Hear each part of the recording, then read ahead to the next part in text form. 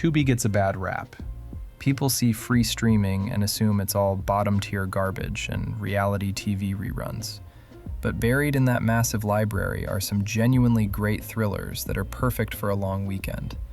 Whether you've never seen them or you're in the mood for a rewatch, let's pull the velvet curtain back on 9 Tubi thrillers that are absolutely worth your time. Links to the movies are in the description below. Memories of Murder from 2003 is one of those movies that changes how you think about crime thrillers.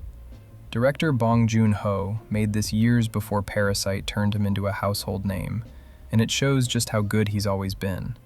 The story follows 2 detectives in 1980s South Korea, hunting for the country's first confirmed serial killer.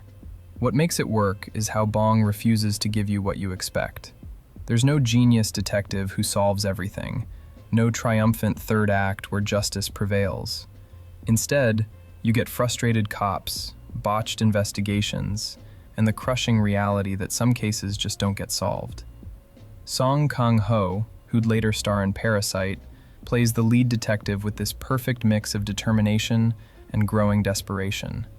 The film was based on Korea's first serial murders, which went unsolved for decades. In fact, a suspect was only identified in 2019, years after the movie came out. Bong shot the film in the actual locations where the murders happened, giving everything this haunting authenticity. It's one of those great movies that may have a longer runtime, but it never drags. Bill Duke directed this neo-noir about an undercover cop, played by Lawrence Fishburne, who goes so deep into the drug world that the line between good and bad starts disappearing. Jeff Goldblum plays his partner, a lawyer who's just as dirty as the criminals they're supposedly fighting. The movie came out the same year as Reservoir Dogs, but while Tarantino got all the attention, Duke was making something just as sharp and morally complex. The script doesn't let anyone off easy.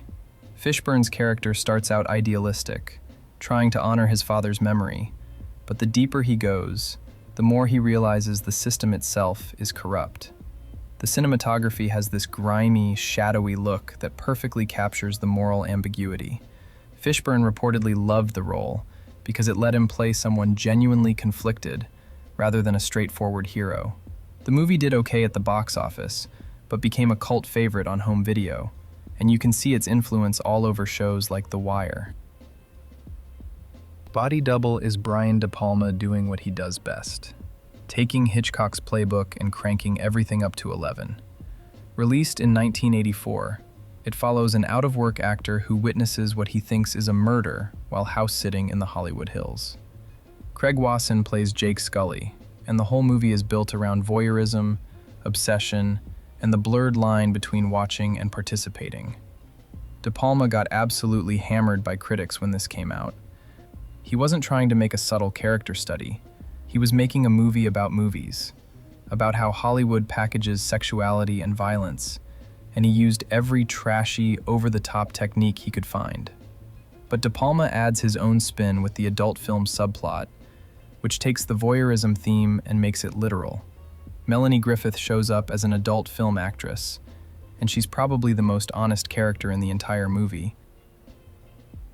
The Long Kiss Goodnight stars Gina Davis as a school teacher with amnesia, who slowly realizes she used to be a government assassin. Samuel L. Jackson plays the private detective helping her figure out who she really is. It's full of Christmas imagery, buddy cop banter, and violence that somehow manages to be both brutal and darkly funny. Davis trained for months to do her own stunts, and you can tell. The movie did okay at the box office, losing millions for New Line Cinema, but it found its audience on home video and cable. Part of the problem was timing. It came out the same year as Mission Impossible and The Rock, and audiences were kind of burned out on big action movies. But watching it now, it holds up better than a lot of those bigger hits. The chemistry between Davis and Jackson is genuine, and the conspiracy plot, while a little ridiculous, moves fast enough that you don't have time to question it. The Pope of Greenwich Village is one of those 80s crime dramas that feels like it was made for actors to show off. Mickey Rourke and Eric Roberts play small-time crooks in New York's Little Italy, who get in way over their heads after a heist goes wrong. Director Stuart Rosenberg shot on location in Manhattan, capturing the neighborhoods in a way that makes the movie feel lived in. Roberts plays Paulie, the loudmouth cousin who's always got a scheme, and he's absolutely electric. He was nominated for an Oscar, and every scene he's in, he's bouncing off the walls with nervous energy. Rourke plays Charlie, the more level-headed one, and the dynamic between them drives the whole movie. They're family, so Charlie can't just walk away, even when Paulie's stupidity keeps making things worse. Daryl Hannah plays Charlie's girlfriend, trying to convince him to leave this life behind, and Burt Young plays the mob boss whose lost money sets the whole story in motion. It didn't do much at the box office, but it's become a cult favorite, and if you've never gotten around to watching it, now's your time. Altered States is one of the strangest mainstream films ever made, and that might be an understatement. Ken Russell directed this adaptation of Paddy Chayefsky's novel about a scientist who experiments with sensory deprivation tanks and hallucinogenic drugs, trying to access primal human consciousness. William Hurt plays Eddie Jessup in his film debut, and the character is completely obsessed with understanding the nature of existence, to the point where he's willing to destroy himself to find answers. The film gets genuinely weird. We're talking full-on body horror, psychedelic visions, and scenes where Hurt physically transforms into a proto-human ape creature. Russell used practical effects and optical tricks that still look unsettling today. Chayefsky, who wrote the movie Network, hated what Russell did with his script. He tried to take his name off the film, but the Writers Guild wouldn't let him. The two reportedly never spoke again. But what Russell created is this strange, overwhelming experience that's as much about the limits of human knowledge as it is about one man's self-destructive quest. Dressed to Kill is another Brian De Palma thriller that critics initially despised, but audiences loved. It follows an escort, played by Nancy Allen, trying to solve a murder case that happened in an elevator.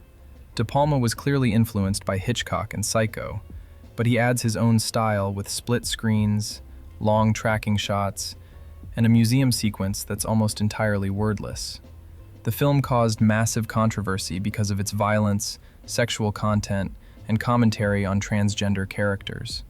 De Palma's response was basically that he was making a thriller, not a political statement, and if people were uncomfortable, that meant it was working. Michael Caine plays the therapist trying to untangle the web, and the film was shot in New York and Philadelphia, using real locations that give it a gritty, authentic feel. It became one of De Palma's biggest commercial hits, making over $30 million on a $6 million budget. Love it or hate it, Dressed to Kill remains one of the most technically accomplished thrillers of the early 80s. The Wicker Man is one of the most influential horror films ever made, and it still feels underrated. Directed by Robin Hardy, it follows a devoutly Christian police sergeant who travels to a remote Scottish island to investigate a missing girl. Edward Woodward plays Sergeant Howie, and what he discovers is a pagan community that's preserved ancient Celtic rituals. Christopher Lee plays Lord Summerisle, the island's leader, and he considered it one of his best performances. The film builds dread slowly, letting you realize along with Howie that he's walked into a trap. The islanders aren't evil in a traditional horror movie way. They're just following their own beliefs, which makes the whole thing more disturbing.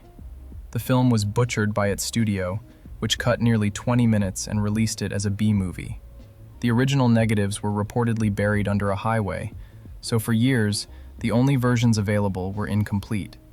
A restored director's cut wasn't released until 2013. The film influenced everything from the Blair Witch Project to Midsommar, proving you don't need jump scares to create genuine terror. To Live and Die in LA is William Friedkin following up The French Connection with another crime thriller that puts you right at the center of chaos. Released in 1985, it stars William Peterson as a Secret Service agent obsessed with catching a counterfeiter, played by Willem Dafoe. The movie has a sun-scorched, neon-lit look that captures LA in the 80s perfectly. Friedkin shot on location all over the city, from downtown to the industrial areas near the ports. Peterson's character starts out as the idealistic good guy, but his obsession with catching Dafoe leads him to make some questionable decisions that are just as bad as the ones he's investigating. The famous car chase scene, which goes the wrong way on a freeway, was shot practically with real traffic. No CGI, no green screen, just stunt drivers risking their lives. Wang Chung did the synth-heavy soundtrack, which is very 80s but somehow still works. The movie flopped initially, making less than $20 million domestically, but it's become a cult classic that's definitely worth your time.